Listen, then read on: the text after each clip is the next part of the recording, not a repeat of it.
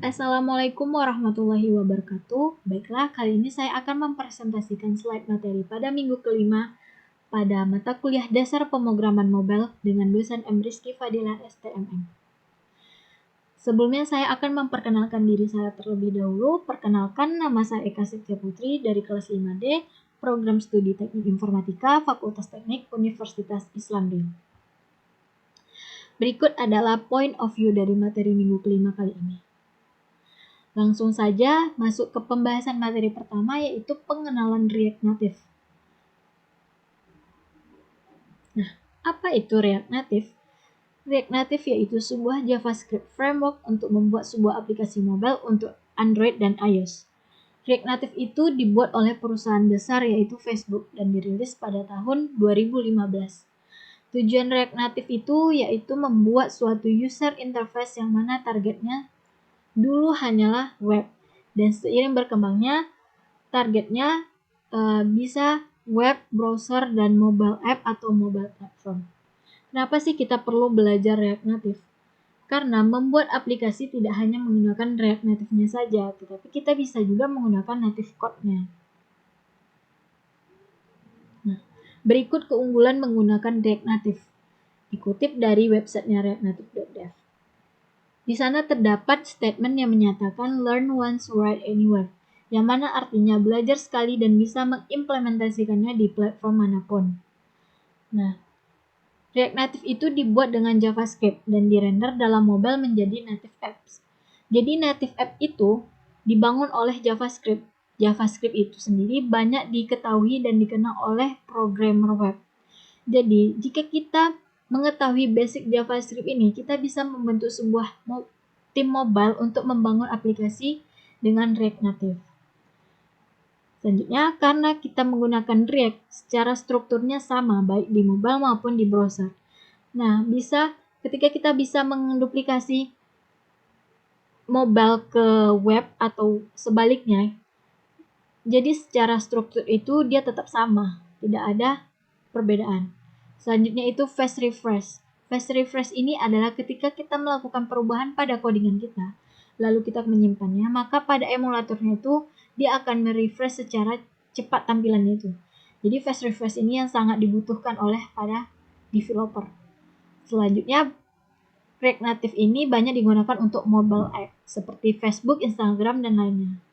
Jadi poin pentingnya itu dengan mempelajari React Native bisa membangun sebuah aplikasi iOS maupun Android dengan satu code base. Selanjutnya pembahasan materi kedua yaitu persiapan environment. Nah, sebelum kita membuat project baru di React Native, kita harus terlebih dahulu mempunyai atau menginstal aplikasi yang diperlukan. Yang pertama itu ada Node.js. Node.js itu sendiri yaitu JavaScript runtime yang dibangun khusus untuk mensupport JavaScript di library di dalamnya. Kemudian ada Git. Git itu sendiri adalah version controller untuk setiap codingan. Jadi ketika kita menggunakan Git, kita dapat mengetahui perubahan di setiap codingan. Selain itu, Git ini, ketika kita menggunakan Git, kita juga bisa menggunakan codingan orang lain dari repository online. Misalnya seperti GitHub. Nah, selanjutnya ada Android Studio.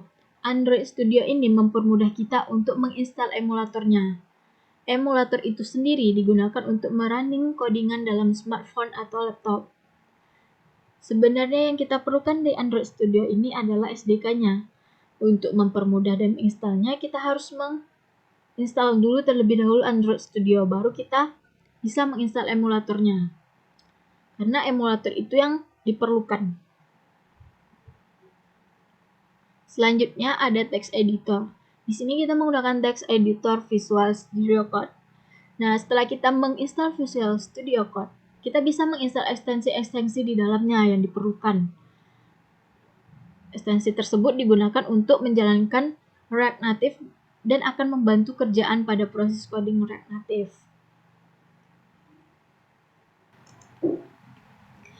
Nah, selanjutnya ada environment setup. Dari websitenya React Native itu ada dua environment setup. Yang pertama Expo CLI dan React CLI. Apa sih Expo CLI itu? Expo CLI itu adalah proses development-nya sudah dibantu oleh Expo-nya, menggunakan fitur-fitur yang didukung di Expo-nya itu sendiri, sehingga kita sehingga proses development itu sangat cepat. Namun ada kelemahan menggunakan Expo.CLI ini, yaitu ketika kita ingin membangun aplikasi yang lebih kompleks dari Expo.CLI-nya ini, itu sangat rumit dari fitur-fitur yang disediakan di Expo.CLI ini. Nah, Expo.CLI ini sendiri direkomendasikan untuk membangun aplikasi yang sederhana. Selanjutnya ada React.CLI. Ketika kita membangun aplikasi menggunakan React.CLI ini, lebih leluasa mengeksplornya. Dan juga membangun aplikasi yang lebih kompleks itu sangat mudah menggunakan React.CLI. Karena dia tidak ketergantungan dengan library yang ada di Expo. Itu menggunakan React.CLI itu sendiri sangat direkomendasikan untuk membangun aplikasi yang sangat kompleks. Selanjutnya pembahasan materi ketiga yaitu membuat proyek baru di React Native. Nah, cara membuat proyek baru di React Native ini kita menjalankan npx pada terminal kita. Contohnya seperti ini. npx React Native init my text app. Ini diambil dari websitenya React Native. Ini yang kita jalankan pada terminal kita. Di sini ada npx React Native init my text app. Di sini my text app ini adalah nama project yang mau kita buat. Jadi bisa diganti dengan nama project yang kita inginkan. Nah, untuk membuat project baru di React Native ini ada dua caranya. Bisa menjalankan menggunakan npm atau npx. Apa sih perbedaan menggunakan npm dan npx ini? Kalau kita menggunakan npm itu kita harus menginstal package-nya terlebih dahulu dalam PC atau laptop. Sedangkan kalau kita menggunakan npx, kita itu tidak perlu menginstal React Native-nya dulu di PC atau laptop. Jadi kita hanya memanggil package online-nya saja. Jadi kita tidak perlu menginstal library di dalam PC atau laptop. Nah, setelah kita mengetikkan pada terminal kita React Native init dan nama project yang kita inginkan itu, maka proses instalasi pun akan berjalan. Setelah proses instalasi berjalan, maka dia akan menampilkan seperti ini, welcome to React Native. Nah, kalau sudah begitu, maka proses instalasi React Native-nya pun sudah berhasil. Selanjutnya masuk ke pembahasan materi keempat, yaitu menjalankan aplikasi React Native di emulator dan real device. Nah, sebelumnya ada dua cara untuk menjalankan emulator Android. Yang pertama itu bisa dijalankan melalui Android Studio, dan yang kedua bisa dijalankan melalui terminal. Nah, yang pertama kita masuk ke menjalankan emulatornya di Android Studio. Di sini saya tidak bisa langsung ke aplikasinya karena terdapat masalah pada aplikasinya dengan device saya. Jadi saya hanya bisa menjelaskan melalui screenshot. Semoga bisa dipahami. Nah, yang pertama tadi kita masuk ke menjalankan emulator di Android Studio. Nah, hal yang kita lakukan yaitu membuka aplikasi Android Studio-nya dahulu yang sudah kita install tadi. Nah, di sini ada tampilan awalnya seperti ini. Ini adalah project-project yang sudah pernah dibuat. Setelah kita masuk ke halaman pertama ini, di sini ada menu configure. Nah, kita pilih ini dan nanti di sana ada pilihan setup Android virtual. Kita pilih itu, maka ketika kita klik, dia akan menampilkan atau menjalankan langsung emulatornya. Namun, jika di configure ini belum ada setup Android virtualnya, kita bisa melakukan dengan cara membuat aplikasi baru, project baru, atau masuk ke project yang sudah ada. Gunanya untuk memancing emulator Android-nya. Nah, ketika kita sudah masuk ke project yang sudah ada atau project yang baru tadi, maka nanti di tampilan paling atasnya itu ada menu AFD Manager. Itu kita klik, maka dia akan ke halaman jenis emulator yang mau kita jalankan. Seperti ini. Di situ ada dua jenis emulator yang mau dijalankan, yang mau kita pilih. Ada Nexus sama Pixel. Nah, misalnya kita ingin menjalankan JS Emulator Nexus, kita tinggal klik, maka dia langsung menjalankan emulator Android-nya. Nah, selanjutnya kita bisa menjalankan emulator itu di terminal. Menjalankan emulator di terminal ini lebih gampang, lebih mudah dibandingkan menjalankan emulator di Android. Caranya itu kita buka terminal kita terlebih dahulu dan kita masuk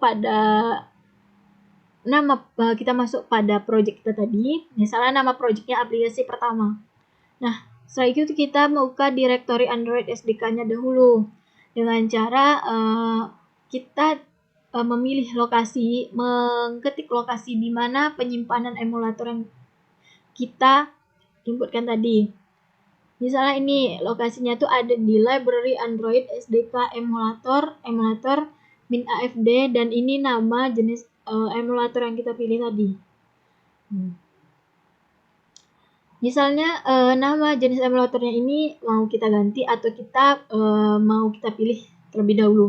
Kita bisa melihat list jenis emulator ini dengan mengetikkan library Android SDK emulator min list min AFDS. Nah, ketika kita tekan enter, dia menampilkan jenis emulator yang tersedia. Nah, kita pilih emulator yang mau kita inginkan. Setelah itu kita ketikkan seperti ini lagi dan kita ketikkan atau kita copy bisa juga Nexus 5 API 28 nama jenis emulatornya tadi. Setelah itu kita bisa tekan enter, maka dia akan langsung menjalankan emulatornya.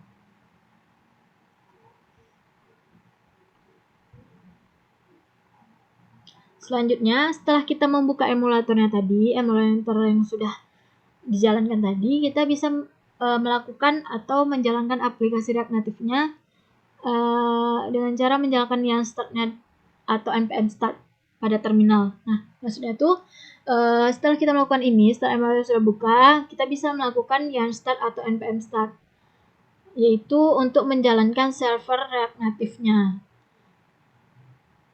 Setelah itu, setelah kita menjalankan yarn start atau npm start-nya, kita melakukan atau menjalankan yarn Android atau npm Android untuk membuild aplikasi ke emulator atau menginstal aplikasi Android ke emulator. Setelah menjalankan yarn start dan yarn Android-nya, maka dia akan langsung menampilkan welcome screen-nya seperti ini. Welcome screen di React Native-nya. Seperti ini kira-kira. Selanjutnya masuk ke pembahasan materi kelima, yaitu memahami struktur project React Native. Nah, sebelum kita membahas struktur React Native, langkah pertama yang harus kita lakukan itu membuka text editor kita, yaitu Visual Studio Code. Ada dua cara membuka Visual Studio Code. Yang pertama itu kita bisa langsung saja membuka aplikasinya dan memasukkan project atau menambahkan project yang kita buat ke dalam Visual Studio Code. Yang kedua itu melalui terminal dengan cara mengetikkan kode dot, maka langsung diarahkan ke VS Code dan langsung kita buka project kita tadi.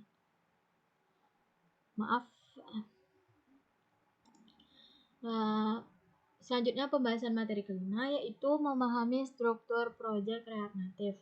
Nah, di sini sebelum kita membahas struktur dari React Native itu, langkah pertama yang kita lakukan adalah membuka Visual Studio Code.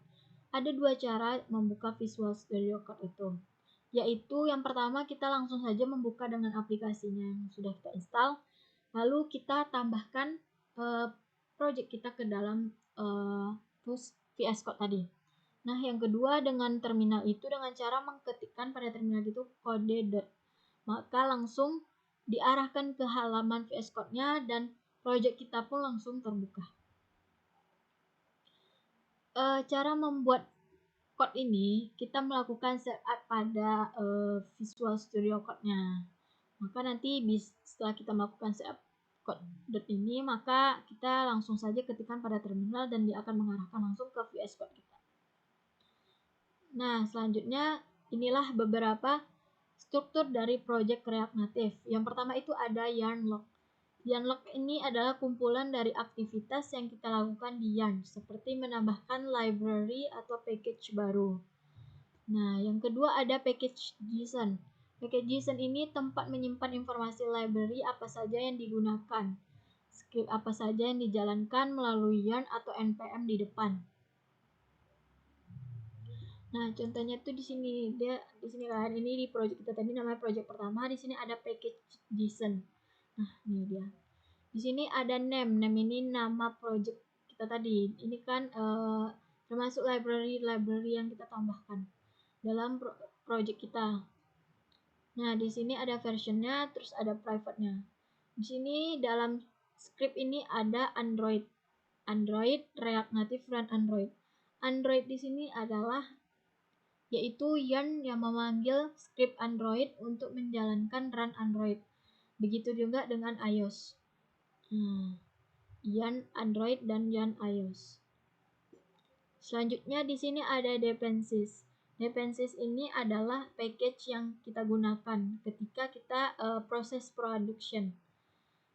Selanjutnya ada div dependencies. Div dependencies ini dia adalah package yang sama-sama digunakan tapi tidak berpengaruh secara langsung untuk project, atau div dependencies ini untuk proses development. Jadi kalau ini ada cuman dependencies ini tidak ada, maka project itu tidak bisa berjalan. Selanjutnya ada kembali ke slide. Jadi selanjutnya kita masuk ke index. Index itu mengimpor apa yang diperlukan dan meregister aplikasi supaya aplikasi berjalan seperti apa yang dilihat sebelumnya. Jadi index ini adalah project React Native yang pertama kali dilihat itu adalah index.js.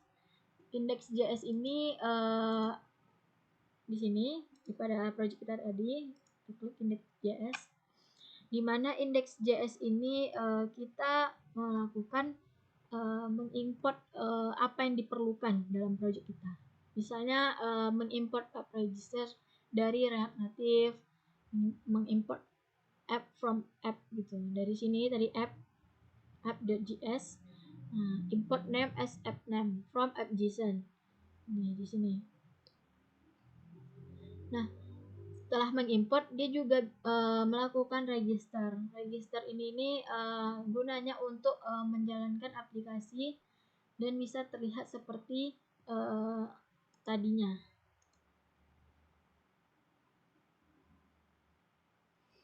Terus halaman yang pertama kali di-render di project kita itu adalah yaitu app. Itu app. Nih. Ketika kita menjalankan aplikasi React Native, pada apps inilah merupakan tampilan welcome screen yang kita bisa ubah kontennya. Nih. Dan selanjutnya ada struktur.writer.js. Writer sendiri yaitu mengatur struktur codingan agar tetap rapi, kemudian dibantu oleh slink.trc.js. Nah, slink.trc.js ini sendiri yaitu membantu informasi jika struktur tidak standar sesuai dengan struktur JavaScript. Ini dia pada project dia itu ini Writer nih. Dia yang bekerja sama dengan slink untuk merapikan codingan dan menampilkan informasi error. Nih. Selanjutnya ada node modules. Node modules itu kumpulan dari package yang kita install dan kita gunakan. Ini dia node modules. Nih, terdapat banyak package yang kita install dan kita gunakan. Selanjutnya yang terakhir ada gitignore. Gitignore itu mengecualikan beberapa file. Jadi pada gitignore ini dia tuh mengecualikan file-file yang tidak perlu pada project kita. Ini dia tampilan di gitignore-nya. Selanjutnya menyimpan project React Native di repository online. Di sini menggunakan GitHub. Nah, berikut langkah-langkah yang harus kita lakukan untuk mempush project kita ke GitHub. Hal yang pertama itu kita harus mempunyai akun GitHub dahulu dengan melakukan registrasi akun. Setelah itu kita akan dimintai verifikasi melalui email biasanya. Setelah itu verifikasi berhasil, maka kita langsung bisa membuat new repository. Di sini untuk tampilan di GitHub-nya, untuk create a new repository-nya, di sini ada owner dengan username atau nama kita, dan di sini slice repository name untuk nama project yang mau kita buat. Misalnya projectnya project pertama, dan di sini ada description. Description di sini bisa kita isi apa saja, keterangan project kita terserah, dan di sini repository kita ini mau bersifat public atau private. Kalau dia kita pilih bersifat public, di sini berarti bisa dilihat atau bisa dipakai oleh orang lain. Dan kalau bersifat private hanya kita sendiri. Nah, setelah itu kita langsung saja create repository. Langkah berikutnya yaitu melakukan commit project di Git Bash atau juga bisa di terminal VS Code. Di sini saya menggunakan Git Bash dengan menginstal aplikasi Git Bash-nya terlebih dahulu. Setelah aplikasi itu terinstall, maka saya langsung ke project saya tadi dengan mengklik kanan, dan di klik kanan tersebut akan tampil langsung Git Bash-nya yang mengarahkan ke terminal Git Bash langsung dan membuka project kita tadi. Nah, selanjutnya yang dilakukan pada Git Bash ini adalah dengan melakukan langkah-langkah ini. Itu pertama yang melakukan kita adalah git init. Yang kedua adalah git add readme. Di sini kita ganti dengan git add star, yaitu untuk menggit add semua file yang ada di project. Dan ada git commit, melakukan commit min m dengan message-nya bisa first commit atau terserah. Selanjutnya git branch min m master atau bisa juga diganti dengan main. Selanjutnya kita melakukan git remote at origin. Ini ada link, yaitu link repository yang kita buat tadi, repository project yang mau kita simpan tadi. Selanjutnya yang terakhir kita lakukan git push min u origin master atau origin main sesuai dengan git branch-nya tadi. Setelah kita melakukan langkah-langkah ini, maka project pun sudah berhasil tersimpan di repository online atau di GitHub. Selanjutnya pembahasan materi ketujuh yaitu konsep dasar komponen dan basic komponen React Native. Nah, apa itu komponen? Komponen itu sendiri menurut bahasa adalah suatu bagian. Jadi dalam suatu komponen itu bisa terdiri dari komponen lainnya. Contoh dari komponen itu misalnya di aplikasi Instagram. Nah, pada aplikasi Instagram ini terdapat beberapa bagian dari aplikasi seperti button follow, message, dan email. Nah, bagian ini termasuk dari bagian aplikasi yang mana ini juga disebut dengan komponen. Dan juga disebut komponen button. Nah, di sini juga ada profile bagian dari aplikasi, foto profil, di mana ini termasuk juga dari bagian aplikasi. Berarti dia juga disebut dengan komponen profil. Nah, kita masuk pada basic komponen yang disediakan oleh React Native untuk digunakan agar dapat membentuk aplikasi. Basic komponennya itu ada 6. Nah, di sini ada view. View itu suatu komponen untuk membungkus apapun sehingga bisa di-styling sesuka hati.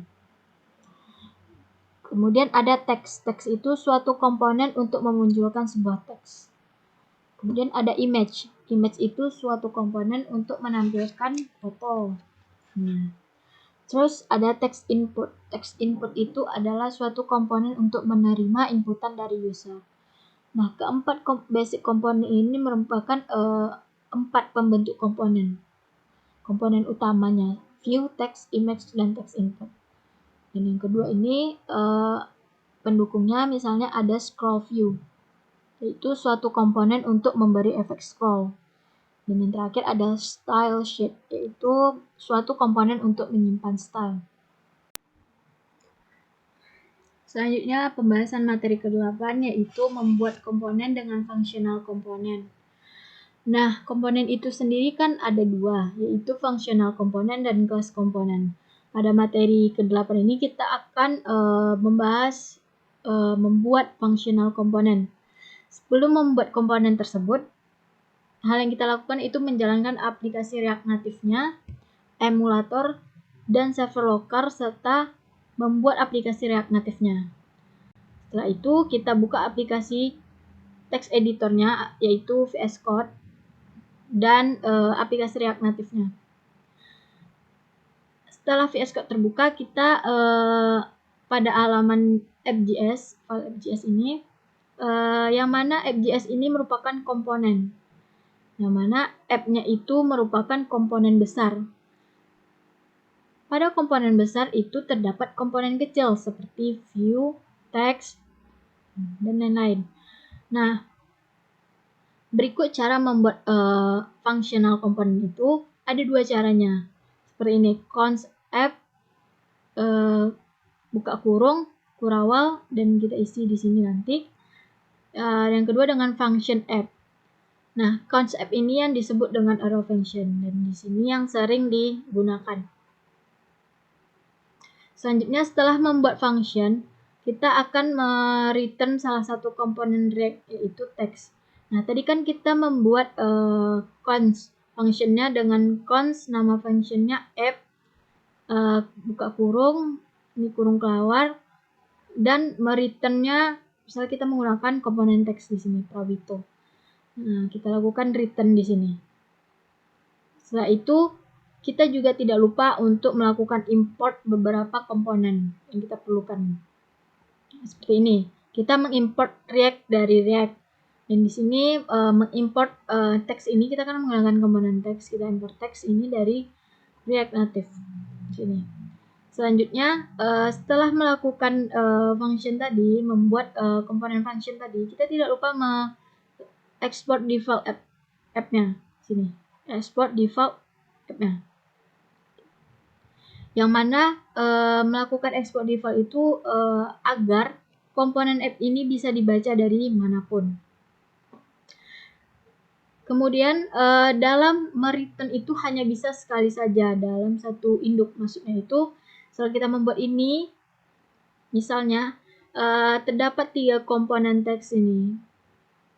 Ini ketiga komponen ini kan tidak bisa dibaca, tidak bisa ditampilkan sekali 3 seperti ini. Karena dia ini dia tidak bisa mereturn sekali 3, karena dia hanya mereturn satu induk saja. Maka kita membungkuskan komponen teks ini dengan view. View ini kan gunanya untuk membungkus komponen apapun. Kita lakukan dengan view. Dalam view ini ada 3 komponen teks tadi.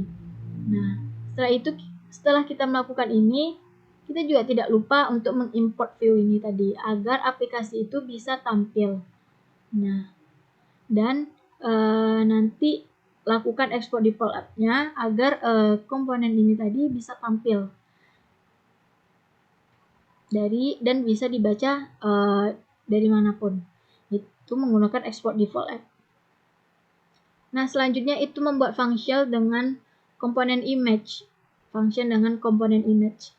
Kita itu untuk menambahkan foto dengan cara memanggil URL-nya, yaitu link foto tadi. Di sini kita juga bisa menambahkan komponen style untuk memberi style pada foto kita. Dan tidak lupa kita tambahkan import image-nya. Dan setelah kita membuat komponen image ini, kita importnya ke sini. Tambahkan sini foto agar dia kebaca nanti dan bisa ditampilkan. Ketika kita melakukan export default app ini, kita importkan fotonya ini ke dalam function app-nya tadi, komponen function app-nya tadi. Selanjutnya masuk ke pembahasan terakhir, yaitu membuat komponen dengan kelas komponen. Tadi kan kita melakukan dengan function komponen, sekarang kita masuk ke kelas komponen. Nah, di sini kita bisa membuatnya dengan cara membuat kelas. Jadi kan kita menggunakan komponen kelas dengan function box green. Nama fungsinya box green. Lalu extend komponen. Extend komponen ini berasal dari mengimport dari React. Nah, pada kelas komponen ini kita tidak langsung mereturn, melainkan kita merender dulu, buka kurung, dan kita lakukan return. Itu dengan menggunakan komponen text dengan nama ini komponen dari kelas. Nah, kita juga tidak lupa untuk mengimportnya. Di sini kan kita telah menggunakan text, view, image, dan text input. Maka ini yang kita import tadi, import text, view, image, karena kita memakai komponen ini from React Native. Nah, komponen ini, extend komponen ini kita import React Native, komponen. Extend komponen. Di sini kita import from React. Nah, setelah kita membuat functionnya ini, kita juga tidak lupa mengimport box green ini ke dalam kita masukkan ke dalam view tadi, ke dalam view di dalam app, agar bisa ditampilkan di React Native-nya tadi ketika kita export default app-nya sini. Box green ini ditambahkan harusnya. Begitu juga dengan tadi ada teks telah ditambahkan dan foto, teks input maupun box green. Mungkin itu saja pembahasan pada slide materi minggu kelima ini. Jika terdapat kesalahan atau kekurangan mohon dimaafkan. Sekian dari saya. Terima kasih. Assalamualaikum warahmatullahi wabarakatuh.